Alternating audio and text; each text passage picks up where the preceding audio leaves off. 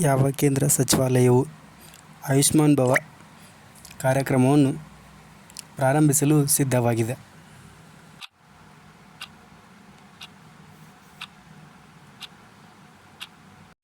ಆರೋಗ್ಯ ಮತ್ತು ಕುಟುಂಬ ಕಲ್ಯಾಣ ಸಚಿವಾಲಯವು ಆಯುಷ್ಮಾನ್ ಭವ ಕಾರ್ಯಕ್ರಮವನ್ನು ಪ್ರಾರಂಭಿಸಲು ಸಿದ್ಧವಾಗಿದೆ. ಯಾವ ರಾಜ್ಯವು ಕಾರ್ಮಿಕ ಬಿಮಾ ಯೋಜನೆಯನ್ನು ಪ್ರಾರಂಭಿಸಲು ಯೋಜಿಸುತ್ತಿದೆ?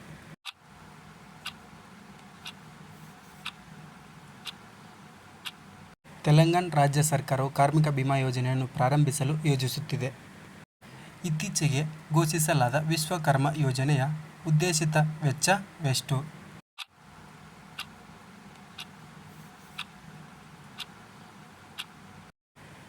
ಇತ್ತೀಚೆಗೆ ಘೋಷಿಸಲಾದ ವಿಶ್ವಕರ್ಮ ಯೋಜನೆಯ ಉದ್ದೇಶಿತ ಒಟ್ಟು ಮೊತ್ತ 15,000 ಕೋಟಿ.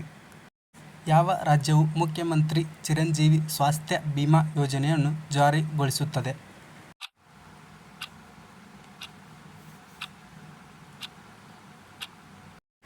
ರಾಜಸ್ಥಾನ್ ರಾಜ್ಯವು ಮುಖ್ಯಮಂತ್ರಿ ಚಿರಂಜೀವಿ ಸ್ವಾಸ್ಥ್ಯ ಬಿಮಾ ಯೋಜನೆಯನ್ನು ಜಾರಿಗೊಳಿಸುತ್ತದೆ. ಯಾವ ರಾಜ್ಯವು ಗೃಹಲಕ್ಷ್ಮಿ ಯೋಜನೆಯನ್ನು ಜಾರಿಗೊಳಿಸಿದೆ?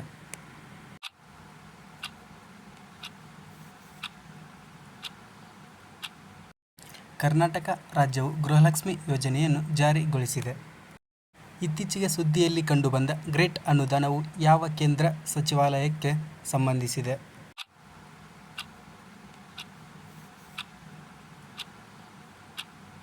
ಇತ್ತೀಚೆಗೆ ಸುದ್ದಿಯಲ್ಲಿ ಕಂಡುಬಂದ ಗ್ರೇಟ್ ಅನುದಾನವು ಜವಳಿ ಸಚಿವಾಲಯಕ್ಕೆ ಸಂಬಂಧಿಸಿದೆ.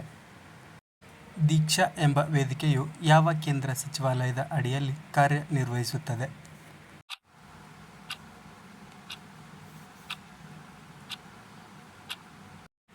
ದೀಕ್ಷಾ ವೇದಿಕೆಯು ಶಿಕ್ಷಣ ಸಚಿವಾಲಯದಡಿ ಕಾರ್ಯನಿರ್ವಹಿಸುತ್ತದೆ. ಯಾವ ರಾಜ್ಯವು ಮುಖ್ಯಮಂತ್ರಿ ಲಾಡ್ಲಿ ಬೆಹನಾ ಯೋಜನೆಯನ್ನು ಜಾರಿಗೊಳಿಸುತ್ತದೆ?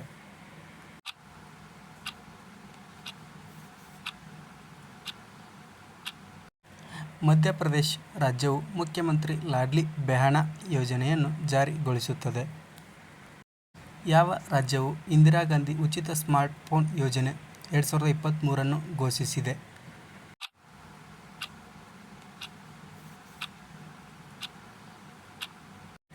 ರಾಜಸ್ಥಾನ್ ರಾಜ್ಯವು ಇಂದಿರಾ ಗಾಂಧಿ ಉಚಿತ ಸ್ಮಾರ್ಟ್ಫೋನ್ ಯೋಜನೆಯನ್ನು 2023 ಘೋಷಿಸಿತು. ಭಾರತದಲ್ಲಿ ಎಷ್ಟು ರಾಜ್ಯಗಳಲ್ಲಿ ಜನನಿ ಸುರಕ್ಷಾ ಯೋಜನೆಯನ್ನು ಜಾರಿಗೊಳಿಸಲಾಗಿದೆ?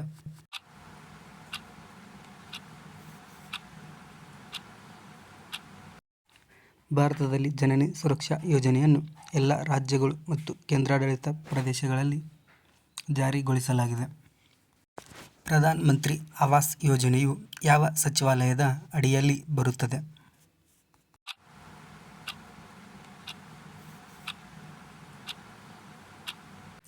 ಪ್ರಧಾನ್ ಮಂತ್ರಿ ಆವಾಸ್ ಯೋಜನೆಯು ವಸತಿ ಮತ್ತು ನಗರ ವ್ಯವಹಾರಗಳ ಸಚಿವಾಲಯದ ಅಡಿಯಲ್ಲಿ ಬರುತ್ತದೆ. ಜಲಶಕ್ತಿ ಅಭಿಯಾನವನ್ನು ಯಾವಾಗ ಪ್ರಾರಂಭಿಸಲಾಯಿತು?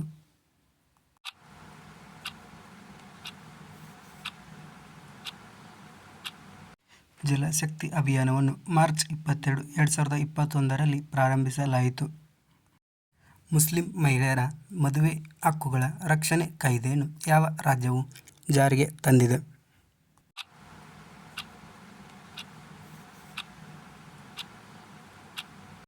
ಮುಸ್ಲಿಂ ಮಹಿಳೆಯರ ಮದುವೆ ಹಕ್ಕುಗಳ ರಕ್ಷಣೆ ಕಾಯ್ದೆಯನ್ನು ಉತ್ತರ ಪ್ರದೇಶ ರಾಜ್ಯವು ಜಾರಿಗೆ ತಂದಿದೆ. ಸ್ವಚ್ಛ ಭಾರತ್ ಅಭಿಯಾನವನ್ನು ಯಾವಾಗ ಪ್ರಾರಂಭಿಸಲಾಯಿತು?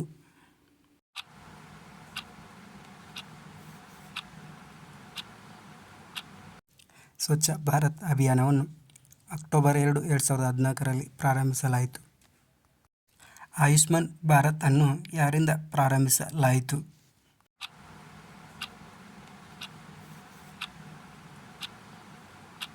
ಆಯುಷ್ಮಾನ್ ಭಾರತ್ ಅನ್ನು ಪ್ರಧಾನಿ ನರೇಂದ್ರ ಮೋದಿ ಅವರಿಂದ ಪ್ರಾರಂಭಿಸಲಾಯಿತು. ಈ ಕೆಳಗಿನ ಯಾವ ಯೋಜನೆಯು ವಾಣಿಜ್ಯ ಮತ್ತು ಕೈಗಾರಿಕಾ ಸಚಿವಾಲಯದ ಅಡಿಯಲ್ಲಿ ಬರುತ್ತದೆ?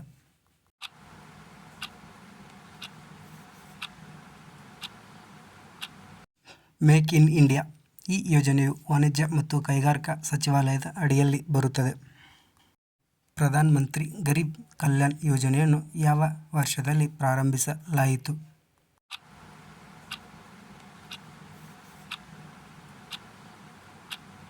ಪ್ರಧಾನ ಮಂತ್ರಿ ಗರೀಬ್ ಕಲ್ಯಾಣ್ ಯೋಜನೆಯನ್ನು 2016ರಲ್ಲಿ ಪ್ರಾರಂಭಿಸಲಾಯಿತು.